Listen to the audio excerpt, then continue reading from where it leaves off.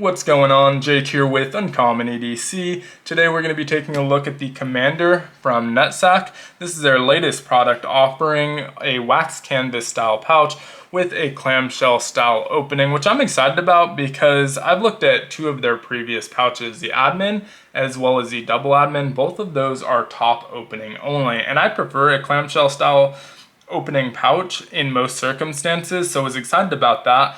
But was also excited to see the level of organization that the interior of this pouch offers is something that we really haven't seen on any of their previous pouches. So really excited about this one. It's kind of an in-between size between the admin and double admin at 5.5 inches wide, 7.25 inches tall, and about 2 inches thick, although you can see fully loaded, it does bulk out just a little bit past that. Weighs in at 9.3 ounces empty. Now, want to start by talking about the price because that's probably going to be the biggest point of contention for a lot of people. $119, so this really isn't an inexpensive pouch by any measure. However, it is very well built, hand sewn, made in the USA with US sourced materials, and does come with a lifetime guarantee on craftsmanship. Now, I'm not trying to sell you on whether or not it's worth it. Everyone has to make that decision on their own. I obviously thought it was because I bought this for full price. I didn't get this sent to me for review or anything like that. And this is actually my 6th Nutsac product that I purchased. And so I've continued to buy from them because I think they make really high quality products that I enjoy the aesthetic of and enjoy using. So obviously going to be different for everyone there. But the wax canvas material is one of my favorites for pouches. It is extremely durable, weather resistant. Now that wax coating will eventually wear off, but you can retreat it. It also patinas really nicely. So this is brand new. This isn't like some sort of long-term review or anything. In fact, if you watched Just a Tip last night, I unboxed this a little bit earlier before I'm recording this video. And so I really just wanted to stuff this full of gear and show what fits in it for those people who are on the fence about picking it up and really only have those stock photos to go by, which was loaded up with a lot of like admin type pouch stuff. And so I kind of went the opposite direction with my loadout, but I'll give the dimensions of everything, all of the different pockets we're going to look at, and show what type of gear fits in there. So starting on the outside, not a lot of pockets on the outside. We do have one main pocket here you can see that's great for slim, flat items. You can put whatever you want in there, but it is open top. There's no Velcro or anything securing that. And so with it fully loaded out, you know, nothing's shaking out of there, but I only put a notebook in there. So this pocket is 5.5 inches wide by about 6 inches tall. I have one of the Slimbo Tough notebooks. This is kind of like the Write in the Rain notebooks. It has tear resistant and waterproof pages in there. And so you can see that fit in there very nicely. Didn't have any part of it exposed, so you're not gonna have dog-eared corners or anything like that, but fit in there nice and snug and secure. So nothing else in that front pocket for me. You can see we do have leather accents. This is full grain leather with the Nutsac logo on the tag here, as well as the zipper pulls. And these are YKK zippers. Now these leather zipper pulls don't do anything to prevent rattle, so this pouch does rattle a little bit. So you might want to consider heat shrink wrapping those zipper pulls or even clipping them off and replacing them with some paracord or something like that. But as is, it does rattle a little bit. Now in terms of other pockets on the outside, there are none, but we do have this MOLLE webbing. 3 rows of MOLLE webbing, and those go all the way across the back as well as across the spine as well. So you can attach this to other bags or use it to attach other gear like I did here. This glow bar isn't included. This is from 511, and I just threw this on here so it's easier to find this pouch in the dark. So it does require a charge, but once it's charged up, will glow pretty nicely and attaches really nicely to that MOLLE webbing where it's nice and secure, not going to fall off, but pretty easy to get on and off when you do want to remove it or add it back on. So flipping back to the front, we're going to get this opened up. Nice smooth zippers. They are YKK zippers, so kind of what you might expect from there, and it does obviously fully open. And that's one of the things that I like about clamshell style pouches is that your gear is probably not going to fall out if everything's secured in those organizers and it opens up like a book, so you can really see everything that's in there pretty easily.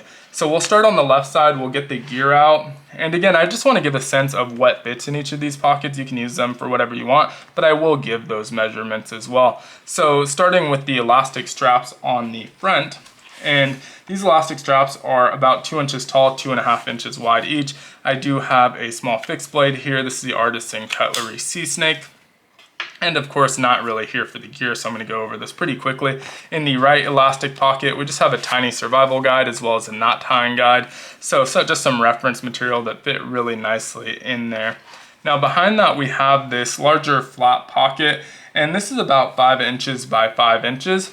And so I just put a Hank in there. Now, since I went with mostly outdoor gear and stuff like that, I wanted to put a little bit more of a durable Hank. This isn't really for like our Instagram photos and stuff like that. So this one's from Recycled Firefighter, has the Nomex on it. So it's kind of a soft material, but it's also melt proof. So if you need to use this to grab like a pot handle or something like that, it's gonna be pretty durable and nice for that. Also just great for wiping off sweat or whatever. And so we have another tag here, Nutsac. Don't have anything else in there. I think I already gave the dimensions here, but just in case, this pocket is about 5 inches by 5 inches. We do have 2 elastic pen loops in the center, and I'm only utilizing one of them. In there I do have a Sharpie, but this one has that, I think, aluminum or stainless steel body. I don't remember which. This is from Vital Carry, if I remember correctly, just a sleeve that goes on the outside of a standard Zippo. And there's another pocket that wasn't immediately obvious right behind here. This does go the full length, so it's about 7 inches taller, so you do have those seams to contend with, and about 5 inches wide, and you can put other gear back there. Small flat gear again. So I have a pouch from Schenkel Homestead Leatherworks, and this just has a bunch of survival cards from Grim Workshop. It has the fishing card, as well as the line card and the fishing reel card, as well as just some mess kit type stuff like a bottle opener, hooks, and the spork tool. And so through that in the back, but you do have a lot of nice access here, and it's kind of out of sight, out of mind. It's not super obvious, so if you did want to put an object that's a little bit more valuable, like stuff some cash back there, it's not immediately obvious that that's a back pocket if you have this tucked down there. And so it's a nice place where you can hide some extra gear that's small and flat if you need to. Now, wanted to put some 550 cord in here. I was running out of space, so went with this Kevlar line. This is plenty tough. It's secured with a zip tie just to keep everything nice and snug in there, but doesn't have the internal lines that we'd get from some 550 cords, so may swap that out in the future, but really just threw this load out together to give an idea of what fits in here. Now, those pen loops I didn't measure out. I guess we can, but this one's about 1 inch wide. You can see pretty generous. You can fit definitely thicker items than the Sharpie in there, and then they're about 2 inches tall each, so definitely can fit larger items in there if you'd like to. Now on the right side, you have a lot more organization than we had on that left side. So we'll start with the items up front and then move to that back pocket. This one does not have that hidden pocket in the back, just worth noting there. So on the left-hand side, we have the Olight Arc Fell. This is the one with the UV and the light here, and that fits nicely either in this front pocket or in this molly webbing. Now, worth noting, these 2 straps as well as the pen loops, both elastic. This is a nylon 1-inch webbing, similar to the molly webbing we see on the outside. So this isn't going to stretch as much, but can definitely secure small items, but not going to have as much give as you would have with elastic, of course. Now, you do have these pockets on the bottom as well, and I was really using that to sit the objects in from the top portion, but you can use them separately, keeping in mind that they do cannibalize the space from each other. The more that you have in the back, the less is going to fit in the front in terms of thickness.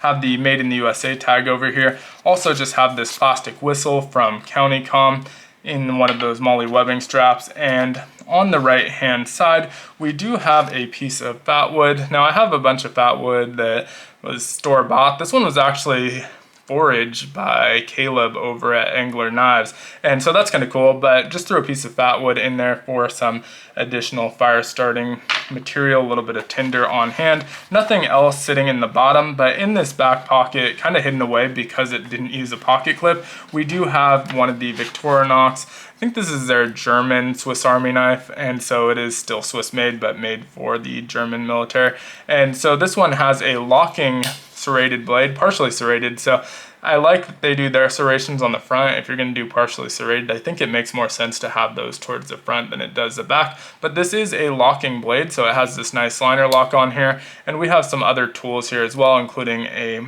bottle opener and a flathead screwdriver, and a can opener and a smaller flathead screwdriver over here.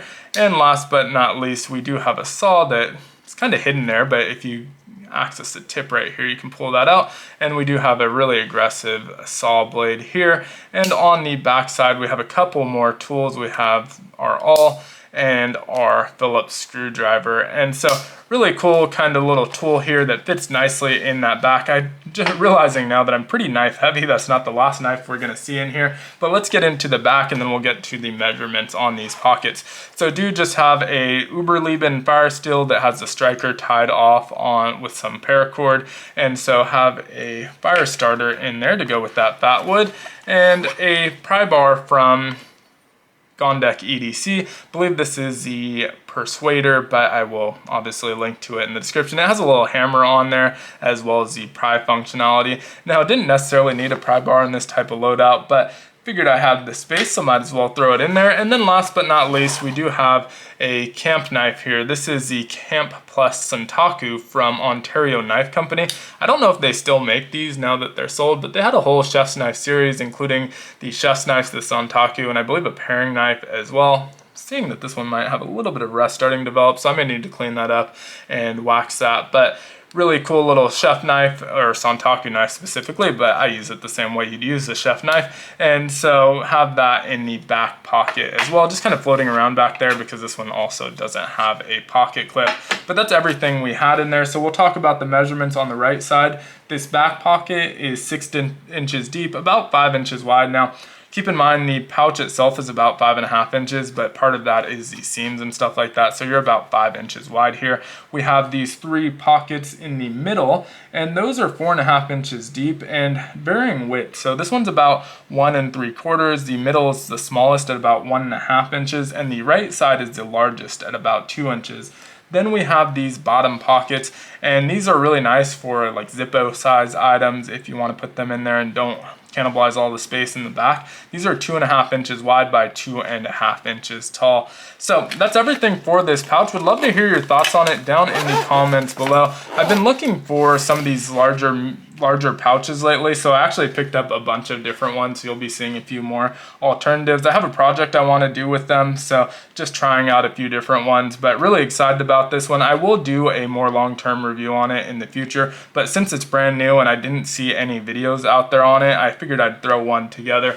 But would love to hear your thoughts in the comments. As usual, if you enjoyed the video, consider liking, commenting, subscribing, hitting the notification button, or even joining the channel membership. They all help the channel out a ton. And as always, I hope you have a great one.